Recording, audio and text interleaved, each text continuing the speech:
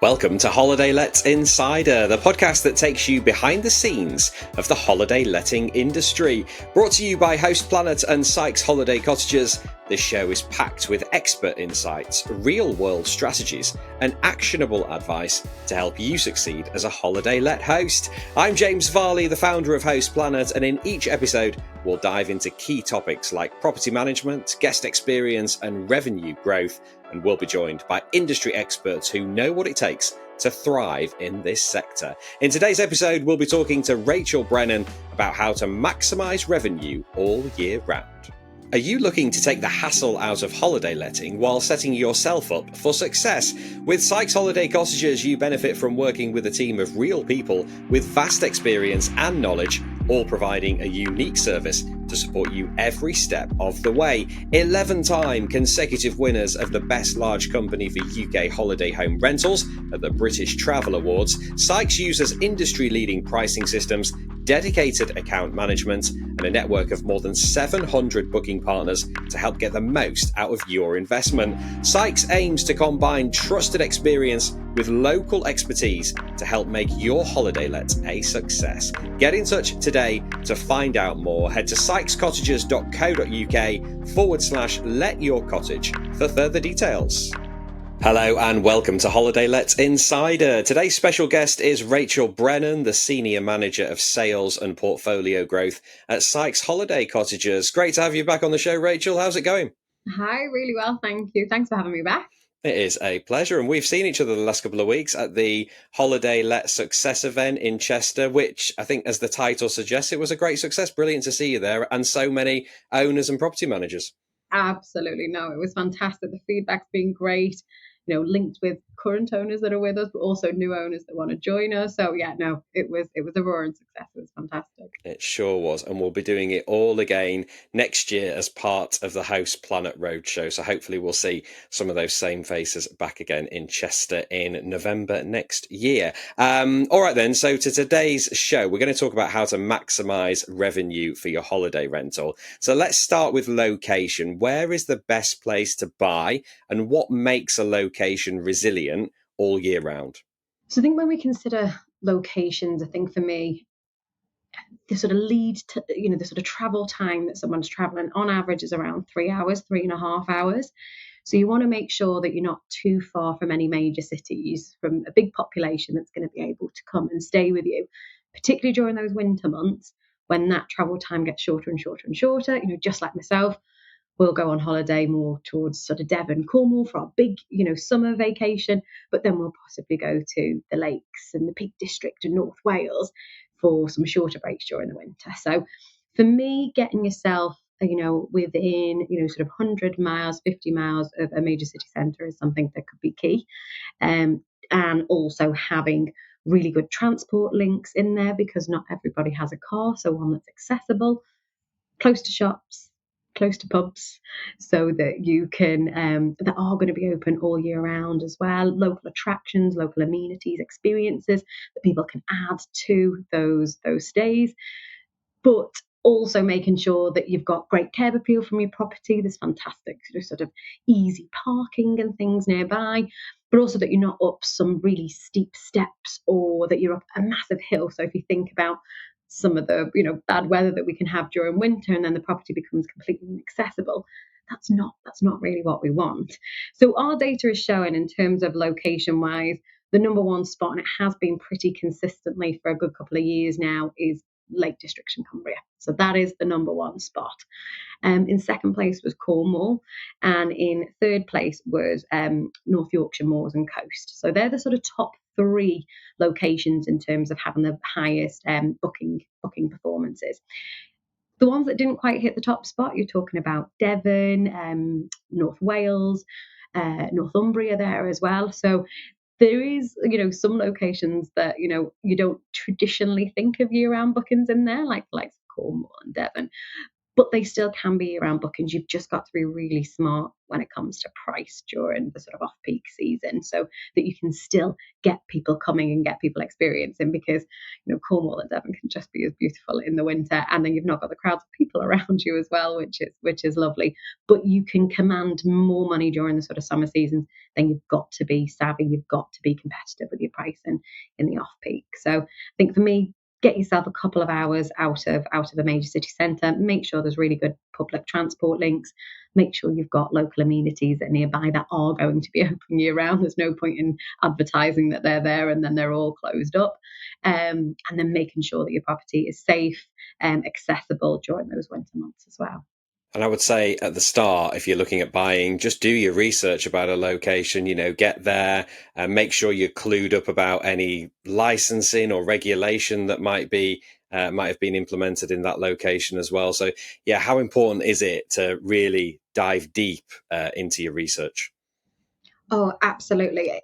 I mean, the regulations, license and things are constantly changing. So you've got to make sure that you're in the know, but also that sort of lead time from application to actually getting a license through or anything like that.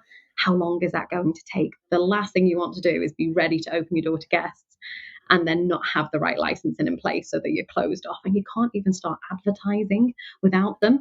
So then you're starting to advertise when actually you want to be welcoming your first guests, and that's no good for anybody. So even as soon as you've sort of purchased the property, I would advise getting those applications in as early as possible. It should be almost the number one thing you do after you're getting keys, is just checking all of those things.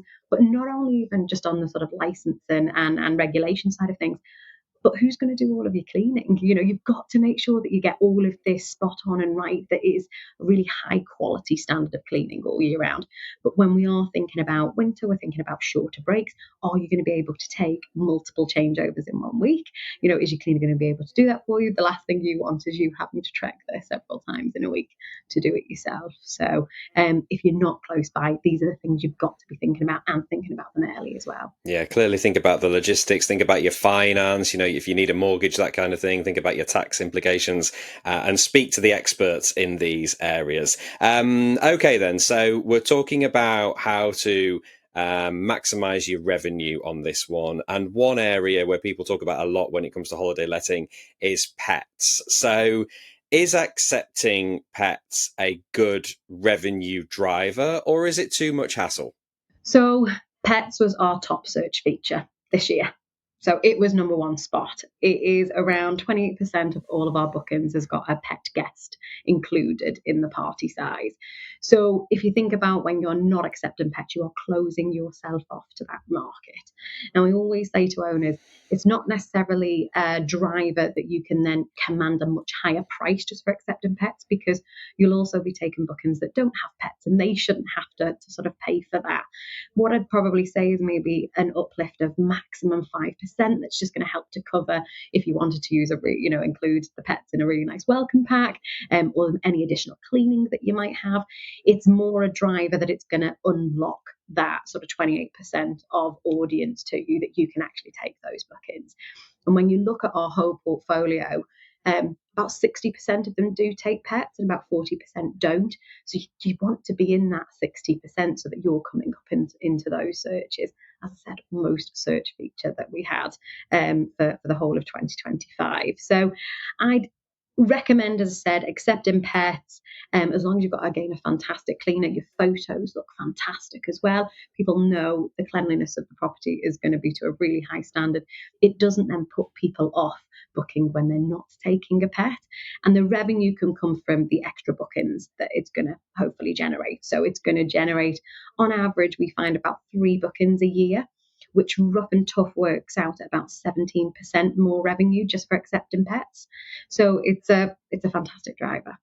Yeah, it's about the visibility as well, isn't it? Like you were saying, if you're accepting pets and it's ticked, everybody who's searching for them will see you. So you're just going to appear in more search results. Let's look at other features then, which are moving the needle right now. You've mentioned pets is number one. I'm thinking about things like having a hot tub, EV chargers, wood burners, games rooms, all these kind of things. Ideally, if you're setting a holiday let up tomorrow, what are the different facilities, amenities that you should have to really get that extra revenue? Yeah, so second, which you won't be surprised with, was hot tubs of the most searched features. So you got that, you nailed that one there. So hot tubs is a big one. There's other ones that is, proximity to a beach, sea views also in there, but that's not necessarily in everyone's control, only if you're buying. But other ones that you can put in there, you're right, great Wi-Fi. I think having poor Wi-Fi is probably worse than having no Wi-Fi at all. So we're talking about Wi-Fi that can take multiple devices at once, that you can work comfortably from that Wi-Fi, having a great workspace so that you can work, a lot of us are working remotely these days, so you can work anywhere, across the UK and get everything done. You're not going to be able to do that without the Wi-Fi. Again, things like they can take their gaming consoles with them so that they can go on games while they're there, or even just streaming and downloading videos. If it's a rainy day, that they're going to be able to have something that's going to keep the kids entertained while they're indoors. EV charging points are certainly on the rise, and particularly if you are quite far away from public EV charging points, so that you can make sure that those who do have an electric car are going to easily be able to sort of recharge. With that, again, all of these features, apart from the likes of hot tubs, swimming pools, saunas, they can command a higher price. So you are going to be able to command a much higher price than others. But when we sort of think about Wi-Fi in games rooms, we're not necessarily going to add lots and lots and lots of money on, in terms of a weekly rental for those, but it is going to make you more attractable to the property that's down the road that doesn't have all of those things. So it's about getting you booked first, getting you seen, ticking more boxes, even ticking some boxes that customers didn't think they needed. I've done that before. I didn't think that we needed a pool table, for when we went on holiday. But as soon as I seen one of the options had it, it was then my number one thing. Well, all the others don't have a pool table, so we'll go for that one. So it's making you stand out. You've got to become that destination, a reason of why they want to choose you over everyone else. So adding all of these that your property can is something that I would definitely recommend. In relation to Wi-Fi these days, are there any properties which don't have Wi-Fi in your portfolio?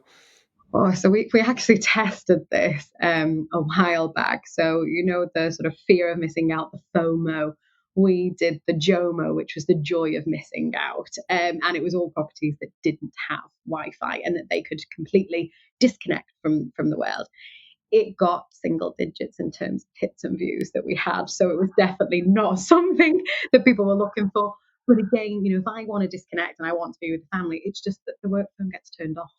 But I don't want to give up the whole facility of having Wi-Fi there because we do like to watch movies. So it's one of those, they can turn it off if they need to. So I wouldn't push it of just everybody, having that sort of disconnect. They'll do that if that's the type of holiday that they're looking for. And yeah, if our JOMO was anything to go off, it wasn't popular. No JOMO in the Sykes audience. Let's talk specifics then when it comes to pricing. What's the biggest mistake that owners make, and what's the fix? So for me, owners getting fixated on a per person per night rate and this sort of like nightly price, and then timesing that by 7 to get their week price, and having that stagnant, throughout the whole year. There's no seasonality into it, and sort of having this quite flat, fixed, sort of rate. Also, then not having any income maximization or revenue management tools to then actually react to changes within the market. I think you can really miss out on extra revenue when demand is high, but also when demand is lower, you've got lots and lots of weeks going on to it. My best piece of advice is that you need to get comfortable with what you're earning for the year. So you've got to almost more, the obsession needs to move away from the per night rate to the year income that you're yielding, that sort of return on investment. How much is it that you want to make, and then sort of almost work backwards from that.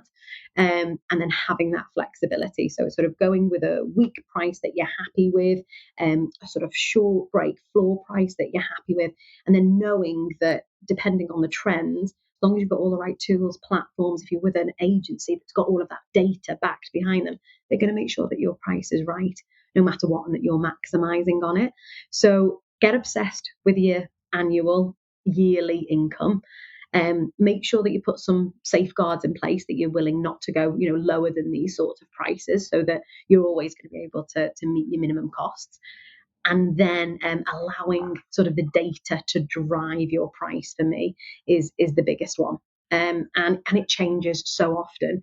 We have fantastic revenue management tools, and it's millions and millions of price changes that does on a sort of yearly basis. And if I break that down, how many properties we've got, it's roughly around 1,000 price changes per property per year. So it's got to be automated. You've got to have a smart system that's doing this for you. You can't sit there and analyze all of this and then change your prices 1,000 times. And it is that you're going to miss out on revenue. So we class that as sort of super income maximization. That's where the owner gives us permission to increase to an unlimited amount, but decrease to those sort of like base rates by a maximum of say 20%.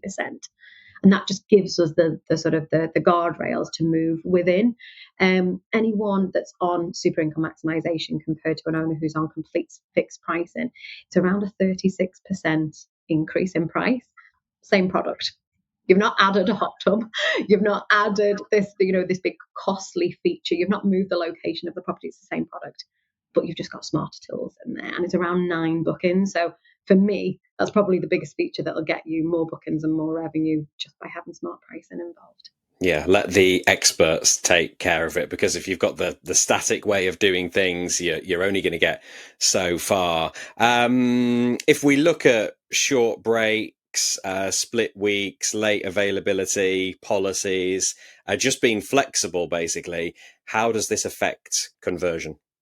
So we've actually recently, produced the sort of staycation index of 2025, and it dives quite a lot into the sort of customer behavior, how, the booking trends have changed. And that's probably one of the biggest shifts that we've seen.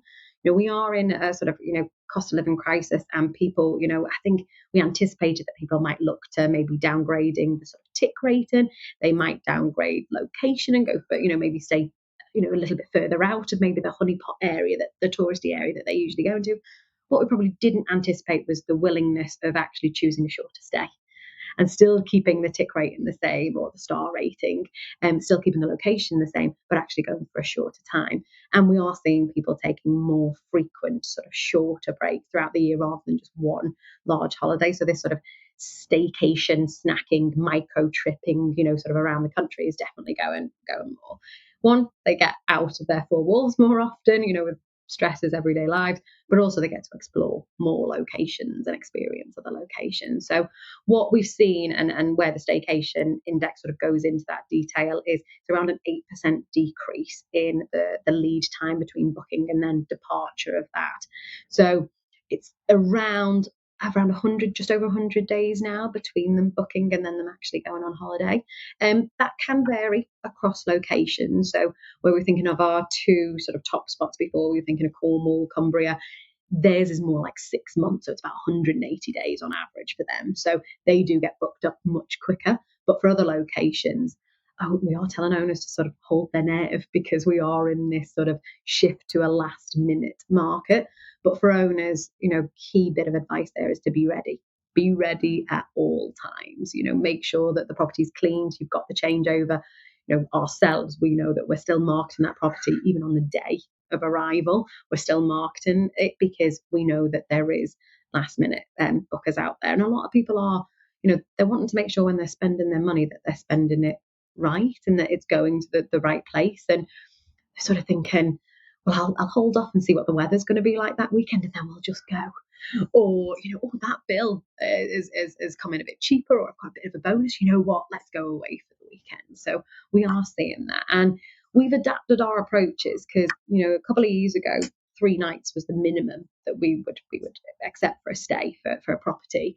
Now it isn't. Now we've, with the owner's permission, if they're okay with doing so, it can be 2 and even 1 night stays. So last year, when even 1 night stays were introduced, I think we took just under 1,100 one-night stays. Now, we price those differently. So I spoke to you about pricing before, and those guardrails, that short break, sort of floor price will never go lower than it. That's what they're actually paying for that one-night stay. So the average rental for 1 night last year was about £422. So it's quite a lot, and it'll make sure that your cleaning and everything's covered for that. So it's just being flexible, ensuring that you can take a changeover on any day, that it doesn't matter how close to that sort of departure date, you're going to be able to take it. So just be ready at all times, because it's definitely shifting and it's showing no signs of stopping at the moment. Yeah, 100%. I mean, a lot of people with the one night stays, they might charge a 2 night price because, like you're saying there, they want to cover their costs. And in terms of the late bookings, I mean, I've got a couple of properties myself, and this trend just doesn't show any sign of stopping. It's just constant. It's people arriving on the day, a day before, a couple of days before. So, and also I think with the shorter breaks as well, we were talking before about getting more eyeballs on your listing if you accept pets. If you only have 7 night stays, then you'll only be seen by the people who want a minimum of 7 nights. If somebody wants 4 nights, 3 nights, 5 nights, they're just not going to see you, right? So your visibility is going to be a lot lower. Yeah, correct. And this is why we have a lot of partner and websites as well, because we've all got specialisms, we've all got things that we do extremely well. And our average night stay is just under six nights, so it's quite a long sort of period. But then we will have short breaks coming through our website as well. But then that's when you are listed with an agency such as Sykes, that you're not just listed on the Sykes platform, you're also then listed on Airbnb and Booking.com and Verbo, which for them, they're sort of average night stay is under 2 nights, just over 1 night. So they're definitely playing in that short break market, but you just don't want to play in just one market. You've got to, as you said, more eyeballs. You've got to widen that audience as much as possible. So, ensuring that you can accept everything is the best advice here. Okay, talk to me about the importance of photography. How important is it when it comes to driving revenue? And if there are people out there thinking, oh, maybe my photos are not up to scratch, what's a quick fix that they can implement today to drive more bookings? So your photography is everything. That is you showcasing your property, and it should be showing your property at its finest, really. So if we haven't got professional photography, that would be my number one, is go and get yourself a professional photo shoot done straight away. If it's been sort of taken on, phones and iPads and all of that, make sure that you've got the professional photography. Next would be your leading image. So which image is it that you're going first with? Because that's the one that's almost your shop window, that you're going, right, you want to make that enticing so that they click through. So if you've got any of those top features that we spoke about, so hot tubs, sea views, games rooms, all the rest of it, make that one your money shot. Put that one first, because you're showing that, hey, I've got all of those top features in my property, click through. If you haven't got those, it's not a problem. Our data has sort of shown us that if it's an external of the property, that also leads to more people clicking through and then actually spending time on your listing, looking at the other photographs, reading the descriptions. So make sure that you've got some beautiful curb appeal that's been painted, maybe fresh flowers, sort of potted flowers, anything like that, that's going to make it look beautiful, and then go with your external as your first shot. And then the last thing I think on photos is that you've got to have enough of them that they can get a real feel for the property. So you should have all rooms photographed. You should have every bedroom photographed so that they can see what that bedroom setup's going to be like. I do this constantly when I book, of, right, okay, that will be my room, that will be the kids' room, that will be my parents' room, and we go, and you can sort of visualize you staying there, and it just makes things a lot easier. And the worst thing for me as a sort of customer when I go to book is they're not seeing enough and thinking, well, how close is that room to that room, and where is that? And even floor plans can be great as well. So not just photos, but a floor plan of the property that they actually can see where they all are. But your description should be just as descriptive too, so that if you don't have those things, you can get that feel from those. But yeah, photos, as I said, is your shop window, so they've got to be great. Definitely, yeah. Don't just take them on your phone. Get a professional in to do it properly. Upsells then. What are your favourite upsells that guests love and owners really profit from? So you do have things like early check-in, late check-out. You've got things like welcome packs, but I would probably say my favorite is the experiences, so that you can add to it and that I can plan, before I've even actually got to the property. In the staycation index again, so I reference that a lot, but there's so much great information in there. One of the really interesting facts that I found in there is that 1 in 10 people will return and rebook a particular property or a particular location purely because they want to go back to their favorite restaurant. Like, food is everything to a lot of people. So I think for me, it's even thinking about experiences with that. So I know I've done forestry, in the past as well, local classes. I know we've got and spoken to a couple of owners recently who do sausage making classes, which I thought was really different and really individual.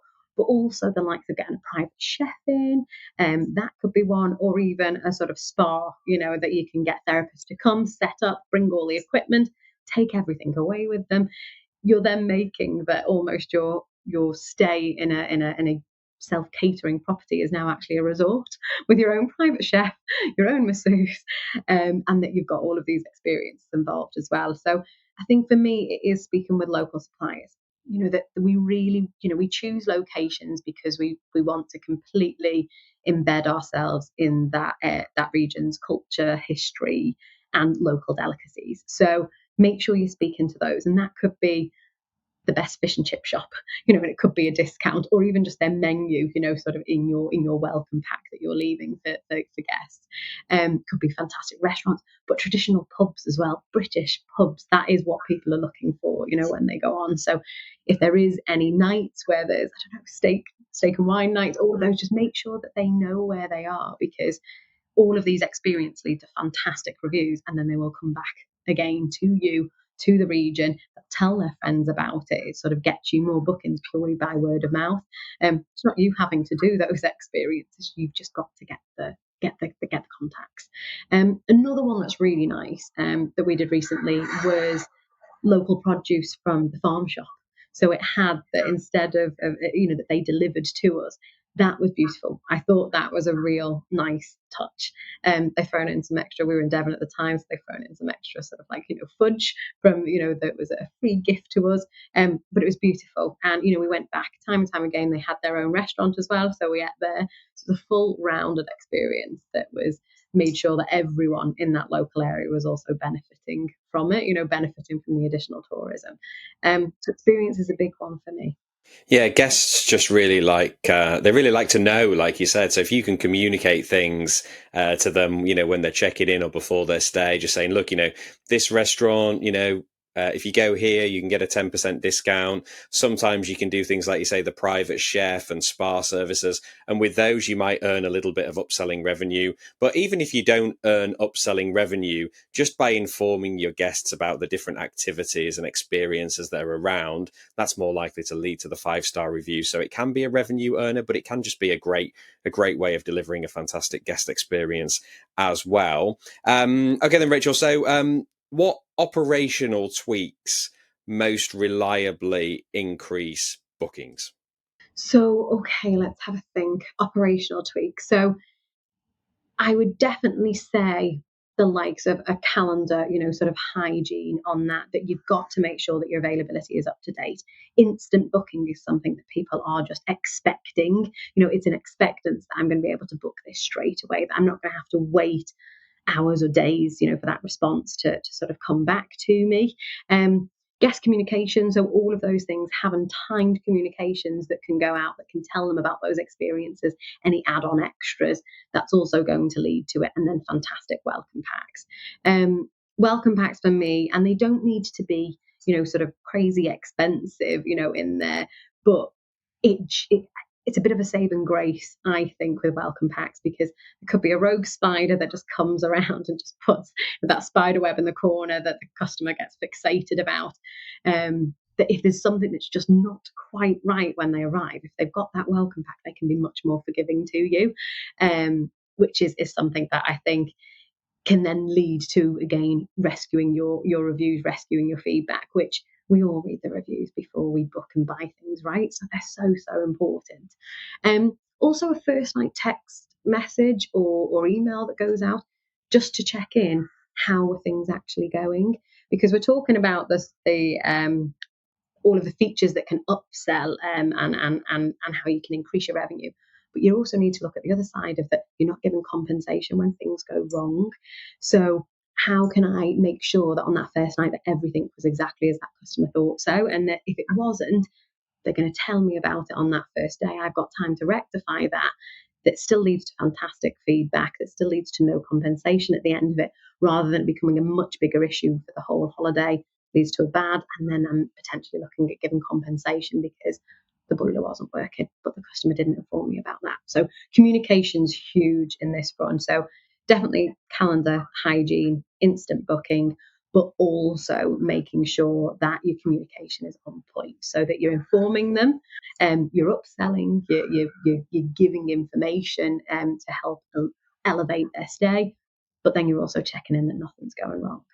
I think those are really good points. Yeah, being really professional, providing what the guest expects, and also the excellent communication. You might not see them as revenue drivers because they might not have an ROI on them, but better reviews lead to more people seeing you and eventually more bookings, basically. So it will lead to extra revenue in the long run. Finally, then, Rachel, then if an owner works with Sykes, what are the 3 levers that you would pull straight away to start growing revenue? So as a new lead coming into my team, that's essentially what my team does, is all of the portfolio growth, onboarding of new stock. So even with an experienced owner, the first thing that we would be doing is having a look at that listing. So remember, is your shop front selling your property to the best? Is it putting it in the spotlight? Is it selling all the features?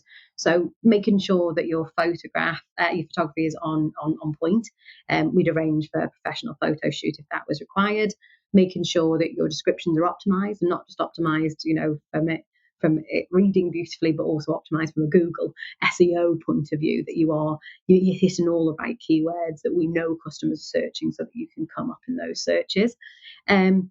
Then also just checking everything, in the property, ensuring that you are optimized from a short break point of view. And then I'd move on to pricing. So then we would have a little look at the pricing to ensure that we've got those base rates set to what you're comfortable with, the guardrails, get you into that super income maximization sort of revenue program to make sure that your prices are changing in line with demand. And then also the last one is then you can have the best property, the best photography, but if you haven't got the right marketing, no one's going to see it. So we need to get you listed. We need to get you listed on our website, any partner website, any of our sister brand website, to make sure that we can then actually get you seen. Fantastic. And if people are interested in working with Sykes, where do they go? So they just need to give us a call, 01244 345 700, or they just need to go to the website. So www.sykescottages.co.uk, and then go on our Let Your Property page. And it doesn't stop there as well. It's another key point I'd like to make, is that you get a dedicated account manager who then gets to know you, gets to know your property, has got regular checks on that property to make sure that you're actually hitting all the right booking performance. So it's not just the setup of where you need to be thinking about these improvements. It's got to be in the long run. So having a safe pair of hands to do that in, I think, is something that's key. Very important indeed. And we'll put all those details in the show notes so people can easily get in touch with you. Rachel, it's been a pleasure as ever. Thanks for joining us on Holiday Let Insider. Thank you so much for having me. Bye now. Great to chat to Rachel Brennan there from Sykes Holiday Cottages. Make sure you implement those tips to start increasing your revenue. All right, that's it for today's show. If you're keen to work with Sykes, head to sykescottages.co.uk/let your cottage. And for more free education, tips and trends from the STR industry, visit houseplanet.club, where you can sign up for our newsletter, listen to our podcasts, and download a suite of ebooks for hosts and property managers. That's it for today's edition of Holiday Let Insider. Until next time, happy hosting.